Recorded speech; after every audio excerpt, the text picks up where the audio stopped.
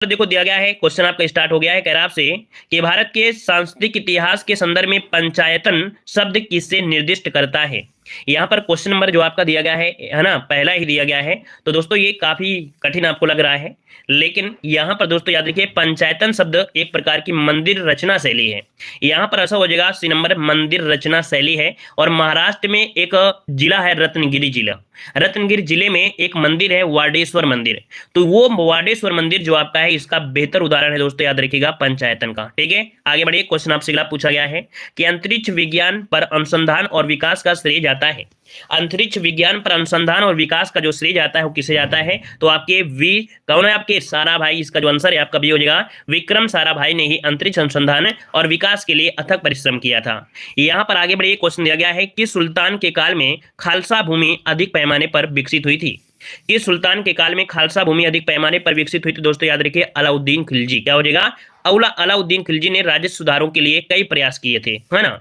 और यहाँ पर दिया गया है कि उस नदी का क्या नाम है जिसके तट पर फ्रांस की राजधानी पेरिस नगर बसा हुआ है। तो दोस्तों यहाँ पर फ्रांस की राजधानी पेरिस, और पेरिस जो आपका है वो आपकी कौन सी नदी, तो आपके सीन, है ना। तो यहाँ पर आंसर हो जाएगा सीन, इसका आंसर राइट हो जाएगा। अगला है वह भाषा जो भारत में हिंदी के बाद वक्ताओं की दूसरी सबसे अधिक संख्या द्वारा बोली जाती है। तो हिंदी के बाद दोस्तों यहाँ पर कौन सी भाषा है, यहाँ पर देखिए क्या हो जाएगा। तो दोस्तों ये है आपके ऑप्शन बी, यहाँ पर तमिल भाषा है, याद रखिएगा तमिल। ठीक है, अगला है कि एलिफेंटा के प्रसिद्ध शैल को काटकर बनाए गए मंदिरों का जो श्रेय दिया जाता है वो किसे दिया जाता है।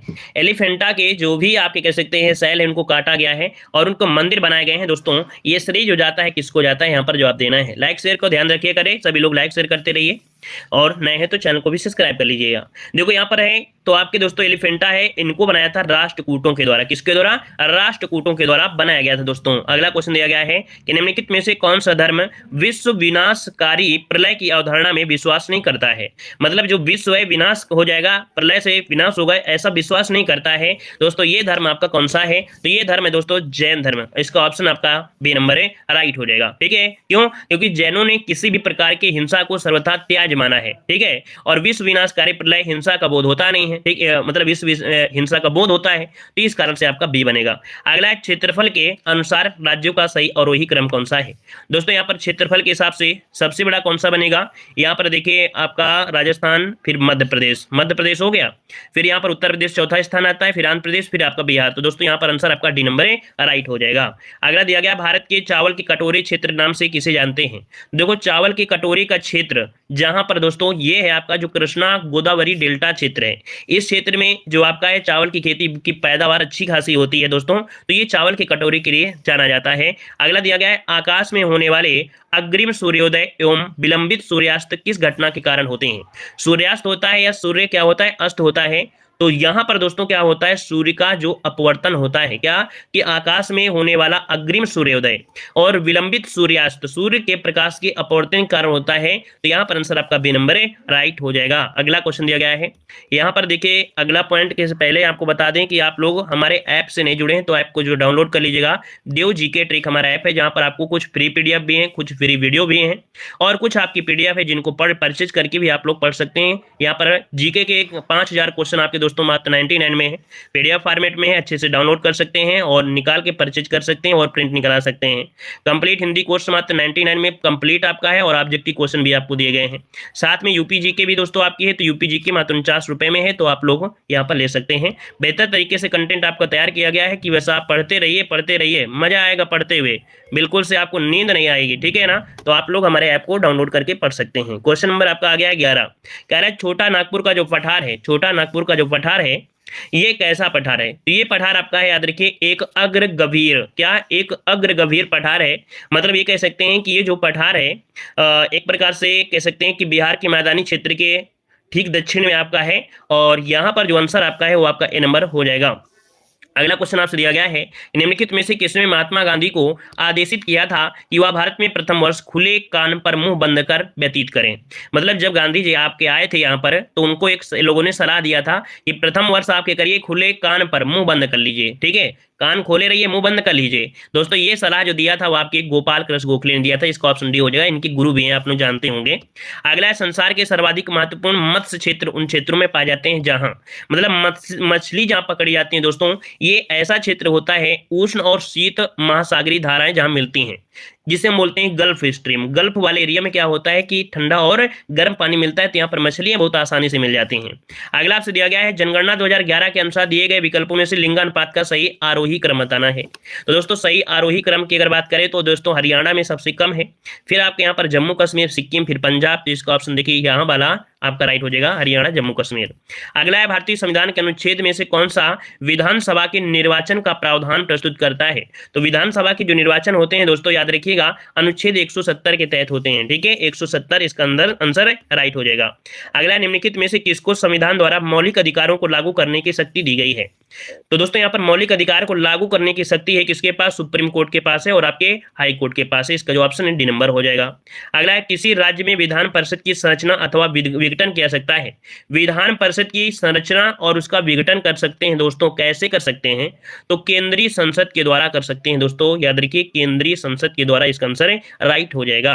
अगला क्वेश्चन दिया गया है, वर्तमान लोकसभा में प्रत्येक राज्य के लिए स्थानों का आवंटन जो आपका है ये आपकी कौन सी जनगणना पर आधारित है।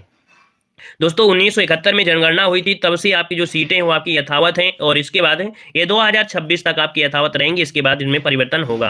अगला आपसे दिया गया है, व्यवसायिक क्या दिया है, व्यवसायिक संपत्तियों के न्यस्तता सिद्धांत का प्रतिपादन किया था। व्यवसायिक संपत्तियों के न्यस्तता सिद्धांत का प्रतिपादन जो किया वो किया था महात्मा गांधी ने। दोस्तों ऑप्शन बी हो जाएगा। थोड़ा सा कठिन पेपर आज का लग रहा है। कह रहा है, किस राज्य ने मृत्यु गणना की शुरुआत किया है। किस राज्य ने मृत्यु गणना की शुरुआत किया है दोस्तों, यहां पर आंसर हो जाएगा कर्नाटक। क्या हो जाएगा, कर्नाटक शुरू करने वाला प्रथम राज्य है। अगला है, नवीकरण जनगणना के अनुसार वर्तमान में अधिकतम और न्यूनतम लिंगानुपात वाले राज्य में से कौन है। तो अधिकतम इसके बाद न्यूनतम, तो अधिकतम दोस्तों यहाँ पर केरल है और न्यूनतम कौन है, हरियाणा है। दोस्तों ऑप्शन डी नंबर है यहाँ पर राइट हो जाएगा। अगला, निम्नलिखित में से कौन सा एक राजकोषीय नीति का उपकरण नहीं है। राजकोषीय उपकरण का एक नीति दोस्तों यहाँ पर नहीं है। देखिए कारोपकर है, सार्वजनिक व्यय है, सार्वजनिक ऋण है, लेकिन ब्याज दर ये राजकोषीय नीति का ये उपकरण नहीं है दोस्तों, ब्याज दर।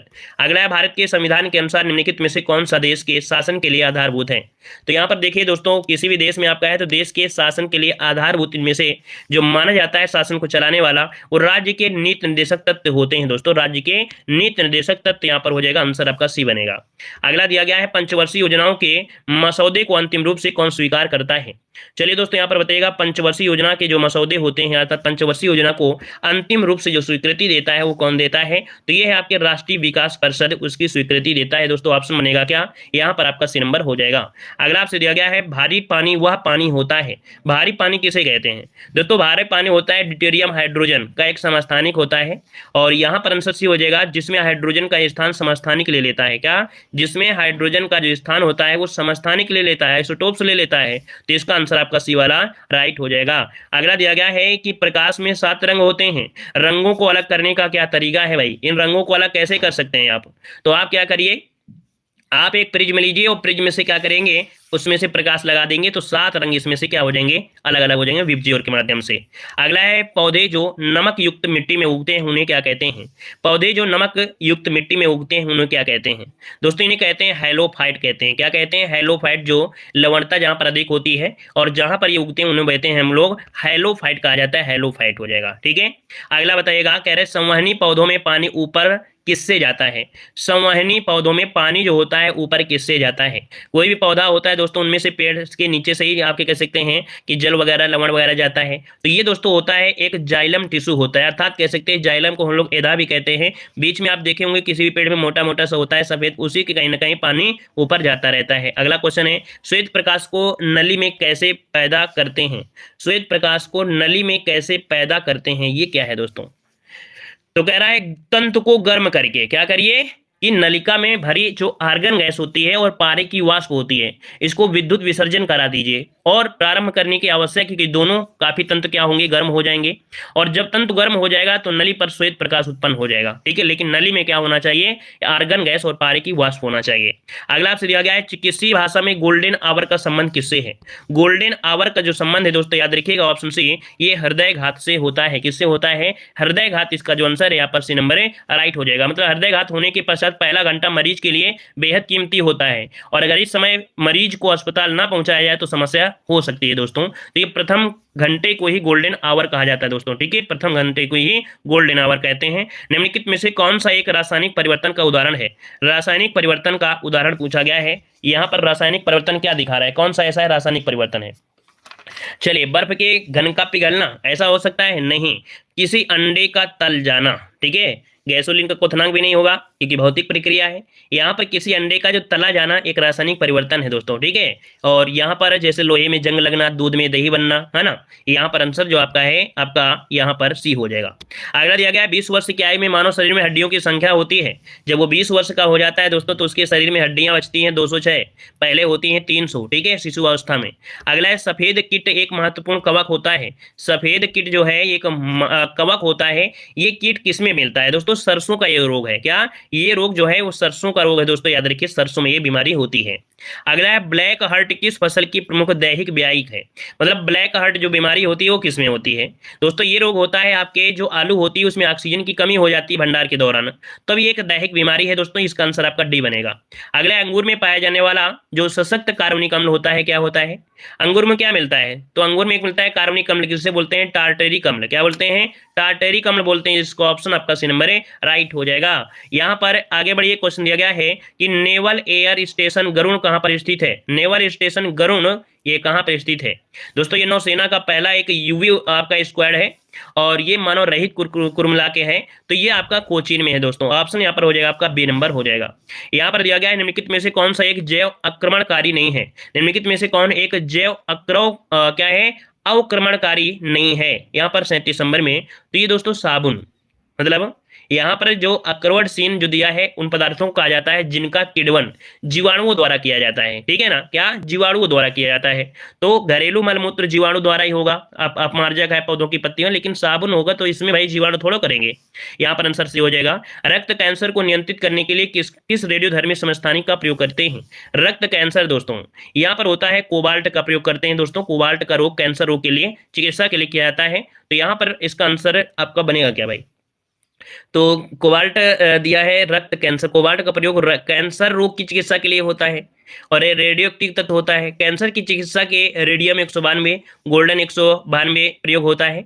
और रक्त कैंसर के लिए दोस्तों, जब ये रक्त कैंसर की बात कर देता है तब आप ये प्रयोग करना है फास्फोरस वाला, क्या? P32, अर्थात जो आपका फास्फोरस 32 है। तो रक्त कैंसर के लिए ये वाला आपका यूज होता है दोस्तों, ठीक है, याद रखिए। अगर पूछ लेता कैंसर की सिर्फ बात कर लेता कैंसर में तो आप कहेंगे कोबाल्ट, लेकिन रक्त कैंसर में दोस्तों ये फास्फोरस 32 का प्रयोग होता है। यहाँ पर दिया है कि भारत में तैरती सब्जियों की खेती कहाँ पर की जाती है? तैरती सब्जियों की जो खेती होती है दोस्तों ये आपके डल झील जो कि आपकी कश्मीर में है, और अधिकतर ग्रीष्म ऋतु की सब्जियां श्रीनगर भेजी जाती हैं। यहीं से जो ग्रीष्म ऋतु की सब्जियां हैं श्रीनगर यहीं से भेजी जाती हैं। अगला, भारत की कृषि योग्य भूमि का लगभग कितना % उत्तर प्रदेश में है? तो यूपी में दोस्तों लगभग 19% जो आपकी है यहाँ पर प्रतिशत क्षेत्र में आपके कृषि योग्य भूमि है। तो इसका आंसर आपका डी हो जाएगा। अगला, यूनेस्को की कार्यकारी जो भाषाएं हैं, तो यूनेस्को की जो भाषाएं दोस्तों यहाँ पर कौन कौन सी हैं? तो यहाँ पर कहेंगे कार्य, देखो कार्य भाषा मतलब होती है कि जो ऑफिस का कार्य होता है वो आपकी दो ही भाषाओं से होता है, अंग्रेजी और फ्रेंच। किन भाषा से? अंग्रेजी और फ्रेंच भाषाओं से ही होती है। तो आंसर इसका आपका हो जाएगा सी नंबर। अगला, निम्नलिखित में से कौन सा एक भारत में बाघ संरक्षित परियोजना नहीं है? तो बाघ संरक्षित परियोजना नहीं है दोस्तों, यहाँ पर आंसर क्या हो जाएगा 42 में। तो ये चिल्का जो आपका दिया है दोस्तों ये बाघ संरक्षण नहीं है। दुधवा, खाना और मानस में बाघ संरक्षण केंद्र हैं। अगला, उत्तर प्रदेश में आलू अनुसंधान केंद्र जिला में है। तो आलू कहाँ मिलेगा भाई? आपके मेरठ में है। आलू अनुसंधान केंद्र कहाँ पर है? आपके मेरठ में है। लाइफ डिवाइन पुस्तक जो लिखा है किसने लिखा है? एक बार नहीं बहुत बार पढ़े हैं लाइफ डिवाइन। ये दोस्तों आपके हैं कौन? अरविंद घोष है, ऑप्शन सी बनेगा। अगला है ऑपरेशन ब्लैक बोर्ड, एक सरकारी योजना है। तो ये सरकारी योजना किसके लिए चलाई गई है? ऑपरेशन ब्लैक बोर्ड ये आपकी चलाया गया है ताकि जो ऑप्शन देखिए विद्यालयी शिक्षा के राष्ट्रीय कार्यक्रम को सुधारने के लिए। ऑप्शन जो आपका है इसका बी नंबर है राइट हो जाएगा दोस्तों। प्राथमिक शिक्षा में गुणात्मक सुधार करने के लिए है। अगला है द्वितीय विश्व युद्ध के समय ब्रिटेन के प्रधानमंत्री कौन थे? बताइएगा। एक 46 नंबर में हिस्ट्री में क्वेश्चन पढ़ाया भी था।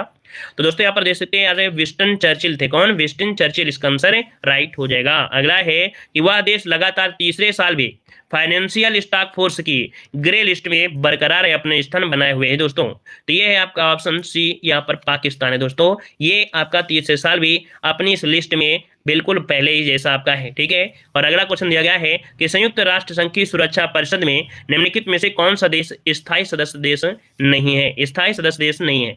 तो दोस्तों यहाँ पर देखिए आपका जापान नहीं है, क्योंकि आपको मालूम है कि वहां पर अमेरिका, रूस, फ्रांस, इंग्लैंड और चीन ही आपके हैं। जापान स्थायी सदस्य देश नहीं है। अगला है वैश्विक पेंशन सूचकांक 2021 में 43 देशों की सूची में भारत का स्थान जो रहा है वो क्या रहा था? तो याद रखिए इसमें से आपका जो स्थान है वो 40वां स्थान रहा है। इसका जो ऑप्शन है यहाँ पर आपका हो जाएगा डी नंबर। अगला क्वेश्चन दिया गया है कि हाल ही में बंदुरा वर्णपुरा का एक बीमारी के कारण निधन हो गया, वह किस देश के प्रथम टेस्ट कप्तान रहे थे दोस्तों? देखिए इनका नाम क्या है, बंदुरा वर्णपुरा। ये बीमारी से क्या हो गया, निधन हो गया है।